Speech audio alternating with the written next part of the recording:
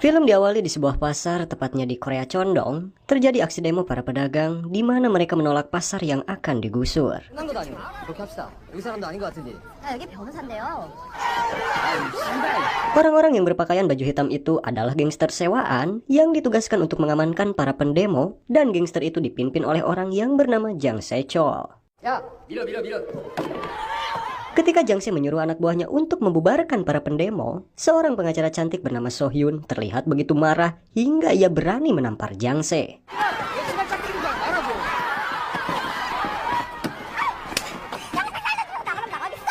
Tapi di sini Jang Se malah terdiam dan tidak menyangka tamparan itu malah menimbulkan benih-benih cinta, lalu ia pun menyuruh pasukannya untuk mundur.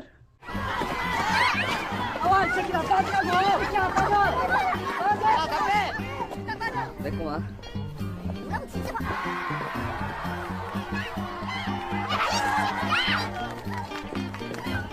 Selama 3 bulan, para pendemo masih tetap bertahan. Di sini Jang Se menyuruh anak buahnya untuk tidak menggunakan kekerasan kepada para pendemo. Terlebih dia telah menyukai So Hyun yang menjadi pemimpin para pendemo itu. Bahkan ia juga memberikan 30 nasi padang untuk para pendemo. 뭐예요? 어제 밥값이에요. 다신 이런 짓 하지 마요. 내가 뭘 그리 잘못했어? 폭력을 쓰는데 그게 잘못된 게 아니다. Lalu So Hyun pun menemui Jang Se dan meminta Jang Se untuk tobat dan keluar dari dunia gangster. 좋은 사람이 되라고요. 지금 하는 깡패일만 정리해도 자꾸 깡패라고 하는데. Malamnya di sebuah angkringan, Jang Se memutuskan kepada rekannya untuk menjual bisnis klub malamnya karena ingin berubah menjadi orang yang lebih baik. 싹 다 정리하려니까 형님이 싸게 정리해 주시오. 야, 뭔 일 있냐? 이번 기회에 좋은 사람 되려니까. Lalu terlihat berita tentang calon wali kota korup yang bernama Choi Man-soo dan pesaingnya yang bernama Hwang Bo-yeon, seorang mantan gangster yang sudah tobat. Mendengar itu, teman Jang Se menyarankan untuk menemui Hwang Bo agar ia bisa belajar menjadi orang yang lebih baik darinya. Keesokan harinya, Jang Se datang ke restoran Hwang Bo untuk menemuinya. Tiba-tiba saat sedang akan berbicara dengan Hwang Bo, datanglah Kang So Hyun bersama 2 reporter.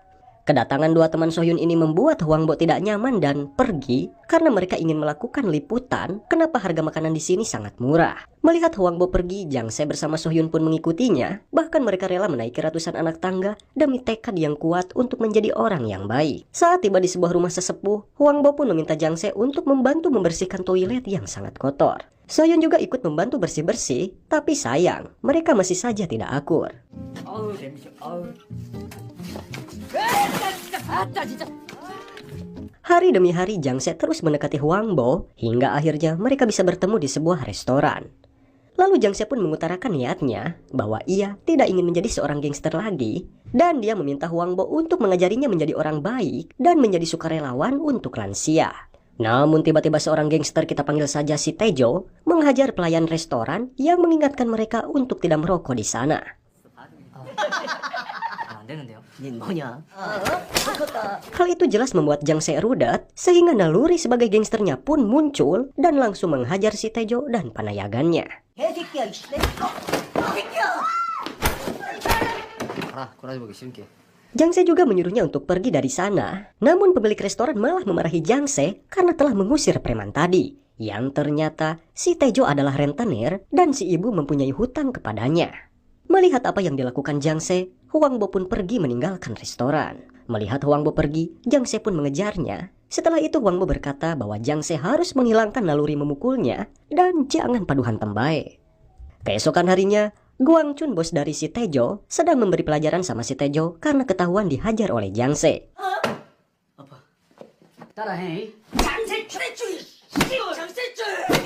Yang ternyata Jang Se adalah musuh bebuyutan sekaligus saingannya Gwang Chun di dunia gangster. Di sisi lain, Choi Man-soo menjalankan niat jahatnya. Ia telah menyuap hakim untuk menangani kasus penggusuran pasar itu yang nantinya akan dijadikan sebuah taman hiburan olehnya.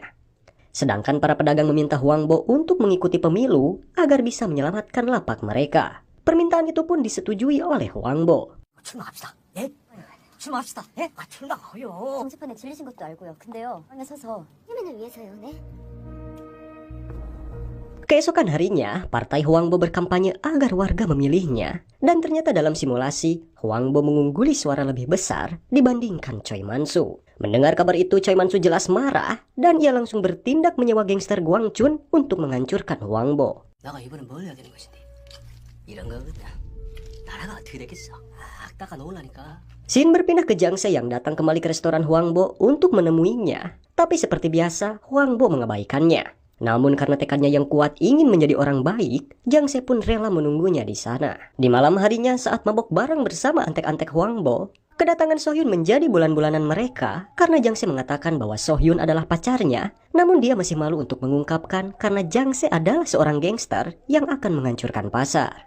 Namun teman-temannya mengatakan bahwa Jiang Se adalah tembok yang selalu menahan orang-orang yang ingin menggusur pasar. Hal ini membuat So-hyun mulai timbul benih-benih cinta. Setelah itu, mereka pergi ke tempat karaoke. Jiang Se yang sudah puyeng menyanyikan sebuah lagu percintaan yang membuat teman-temannya terkesima dengan suaranya. Ada satu nama, suatu masa dulu pernah bawa dan beri bahagia.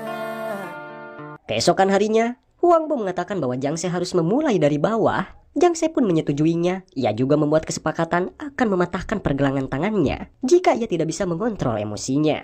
Jiang Se pun mulai bekerja keras dimulai bekerja di restoran Huang Bo yang murah. Dia juga disuruh menaiki bis dan tidak menggunakan mobil pribadinya. Namun saat di dalam bis, tiba-tiba mobil sedan menyeretnya sehingga membuat bus itu hilang keseimbangan.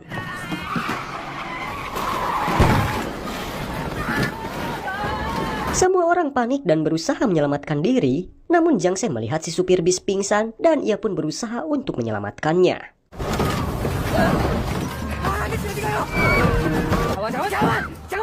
Tapi karena penumpang sudah keluar, membuat bus itu kehilangan beban sehingga membuat ia dan supir itu terjun ke laut.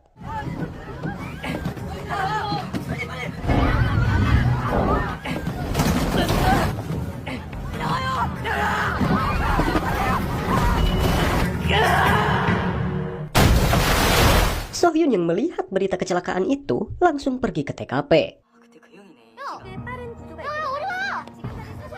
Tapi ternyata Jiang Se tetap datang ke restoran dengan keadaan terluka dan basah kuyup. Edan.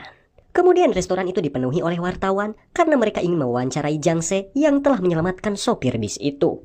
Melihat kebaikannya Jiang Se, dalam hati So-hyun, inilah pria yang kucari. Di sisi lain, Choi Man-soo mendengar kabar itu dan membuat Huang Bo semakin unggul menjadi wali kota akibat tindakan Jiang Se yang menyelamatkan sopir bis itu. Pada malam harinya Choi Man-soo menemui Gwang Chun dan dia langsung mengajarnya karena kerjanya yang lambat untuk menghancurkan Huang Bo. Gwang Chun langsung bertindak dengan menyewa 3 pria lintuh untuk menghabisi Huang Bo saat Huang Bo lagi berdua dengan So-hyun. Namun karena Huang Bo mantan gangster, ia pun berusaha untuk melawan mereka.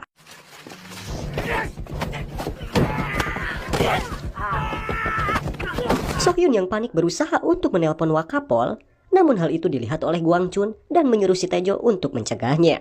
Huang Bo yang kewalahan melawan mereka, ia pun tertusuk di bagian perut.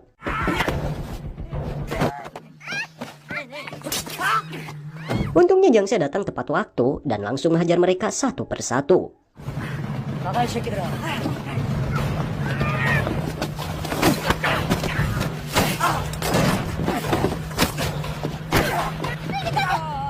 Dan tidak lama kemudian sebuah mobil menabraknya sehingga membuat trio lintuh itu berhasil kabur. Akibat kejadian itu, Huang Bo pun dirawat di rumah sakit karena perutnya tertusuk. Tidak lama kemudian Choi Man-soo datang dan dia berpura-pura prihatin kepada Huang Bo. Menisebel. 이게 무슨 일입니까 이게? 그러니까 금방 잡힐 겁니다. 후보님 잘 좀 부탁해요. 후보님 화이팅입니다. Kemudian Jiang Se menyuruh anak buahnya untuk melacak keberadaan si trio lintuh itu. Lalu anak buahnya memberitahukan bahwa Gwang Chun berkomplot dengan Choi Man-soo untuk ikut campur dalam pemilunya. Mendengar hal itu Jiang Se langsung pergi ke markasnya Gwang Chun dan mengancam akan menghajar anak buahnya serta menghancurkan markasnya. Namun Gwang Chun tidak mengakuinya dan dia juga tidak memberitahukan keberadaan si trio lintuh itu. 근데 이 돼지 새끼들 어디 갔을까?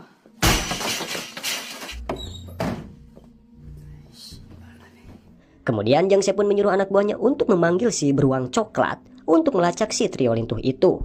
Nah, siapa lagi ini beruang coklat? Keesokan harinya, Jiang Se datang menjenguk Huang Bo untuk menepati janjinya yaitu mematahkan pergelangan tangannya jika ia kembali berkelahi. Namun Huang Bo menghentikannya. Ia malah memberitahu jika semuanya sudah sepakat untuk meminta Jiang Se menggantikan Huang Bo dalam pemilu mendatang. Dan ternyata Jiang Se pun menyetujuinya. Ia pun mulai berkampanye, namun terlihat tidak ada orang yang mendengar pidatonya karena para pedagang masih menganggap Jang Se sebagai seorang gangster dan tidak yakin jika Jang Se bakal menang dalam pemilu. Kemudian So-hyun pergi ke rumah calon nomor 4 yaitu Bu Oh untuk meminta bantuannya supaya Jang Se mendapatkan dukungan darinya. Sedangkan anak buah Jang Se dan beruang coklat yang ternyata adalah Ma Dong-suk, panglima gangster dari Korea Condong, mengabari bahwa mereka telah berhasil menemukan si trio lintuh itu. 그래. 너 뭐예요? 행사들 안 가고 뭐하냐? 이 새끼들 잡았어요. Jang Se pun meminta beruang coklat untuk membawa mereka pulang dan membawanya ke kantor polisi. Kemudian Jang Se menemui ibunya di pasar ikan, namun ibunya sudah tidak mempedulikannya lagi dan memintanya untuk segera pergi dan tidak perlu menemuinya lagi. Jang Se pun teringat ketika di hari ulang tahun ibunya ia tidak pulang karena harus tawuran dan saat itu ia kehilangan temannya yang tertusuk pisau saat berkelahi.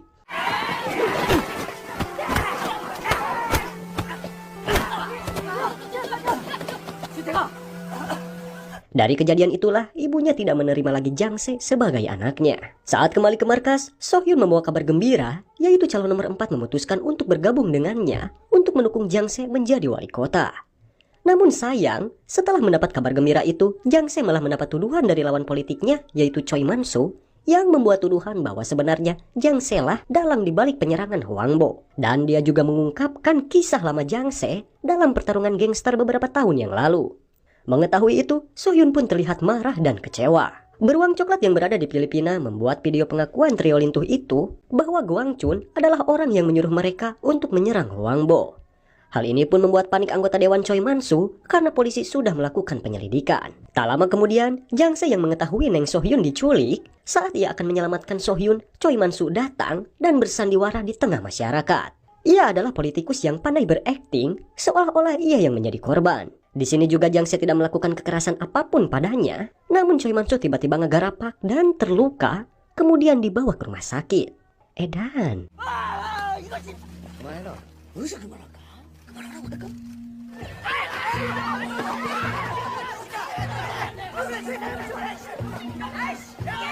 Kini waktunya Jang Se untuk menyelamatkan si cinta yang diculik oleh Gwang Chun. Ia mengerahkan beberapa temannya termasuk si Raja Judi dihubungi untuk menjebak si Taejo, adik tiri Gwang Chun yang suka main judai. Dengan informasi dari si Taejo yang disandra Raja Judi, ia pun memberitahu keberadaan Gwang Chun. Karena sudah tidak sabar dan takut So-hyun kenapa-napa, Jang Se pun keluar dari mobil dan langsung mencari keberadaan Gwang Chun.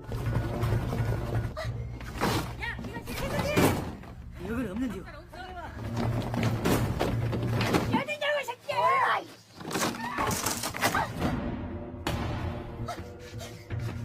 Tak lama, Jang Se pun melihat So-hyun sedang dikejar oleh Gwang Chun. Tanpa menunggu lama, Jang Se pun langsung ngajeleng dan berlari untuk menyerang Gwang Chun. Mereka pun terlibat dalam perkelahian yang sangat sengit. 그러지 마라 했지. 수철씨.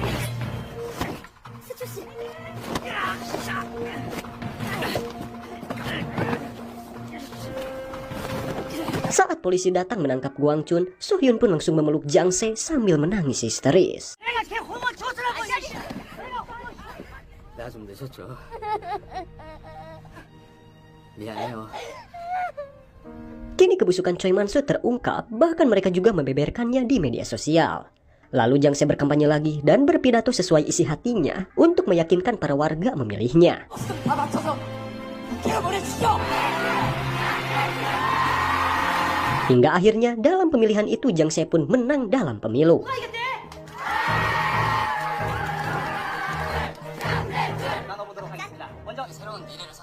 Gwang Chun bersama si Taejo kini di penjara dan Choi Man-soo juga ditangkap polisi saat mengendarai mobil dengan keadaan mabuk. 아닌 것 같은데 이거. Di akhir film, kini Jang Se dan So-hyun mulai berpacaran dan berencana akan segera menikah di bulan haji. 나한테 반한 거 아니고요? 그것은 아닌데. 됐다고. 에이, 하여간 잘 삐져. Dan akhirnya film pun